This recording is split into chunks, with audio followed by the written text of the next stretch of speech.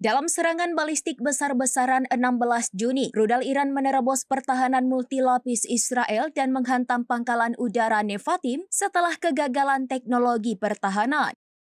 Gelombang serangan rudal balistik Iran pada Senin 16 Juni menimbulkan kejadian mengejutkan.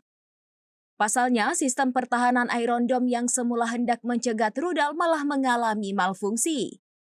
Hal tersebut menyebabkan salah satu interseptor Iron Dome menabrak dan membakar baterai peluncurnya sendiri. Video yang viral menunjukkan reruntuhan dan kobaran api di lokasi baterai memicu kekhawatiran akan keamanan pertahanan udara Israel.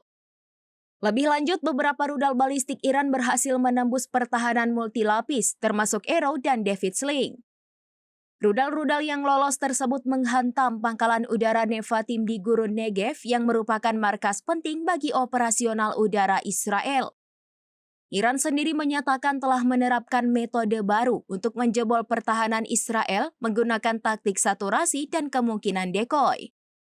IDF belum secara resmi merilis detail kerusakan atau menyatakan korban.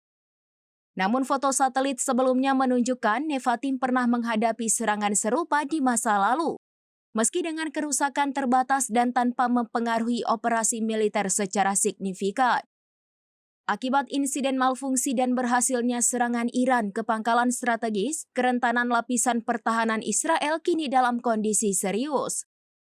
Serangan ini menambah tekanan terhadap kemampuan teknologi militer dan menegaskan potensi eskalasi bila Iran memperluas taktik balistiknya.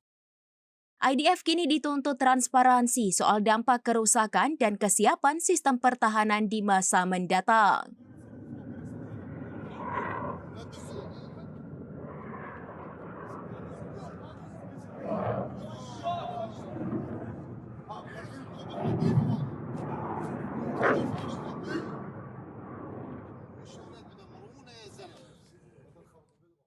Download Tribun X sekarang, menghadirkan lokal menjadi Indonesia.